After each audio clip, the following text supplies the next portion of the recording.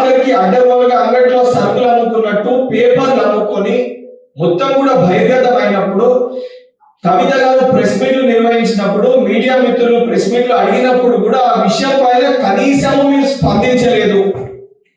ఈ రోజు ఏదైతే మీరు ఎవరు నన్ను పట్టించుకుంటలేరు, మా కుటుంబ సభ్యులు నన్ను లోపలికి రాణిస్తలేరు, మా బావకి నాకు పంచాయతీ ఉంది, మా అన్నకి నాకు పంచాయతీ ఉంది, మా నాయన నన్ను దగ్గరికి పిలుస్తలేడని చెప్పి ఈ రోజు నిరుద్యోగులని అడ్డం పెట్టుకొని తెలంగాణలో యువకులని అడ్డం పెట్టుకొని రెచ్చగొట్టి రాజకీయ లబ్ధి పొందే ప్రయత్నం మీరు చేస్తున్నారు. నిజంగా నిరుద్యోగుల గురించి మీరు మాట్లాడదలుచుకుంటే మీరు అధికారంలో ఉన్నప్పుడు పేపర్లు ఎవరు అమ్మిండ్రు, ఎంతగా అమ్మిండ్రు, మరి అమ్మిన పైన ఆరోపణలు వచ్చిన విషయాల పైన ముందు మీరు నిరుద్యోగులకి బాధ్యతతోటి సమాధానం చెప్పాలి.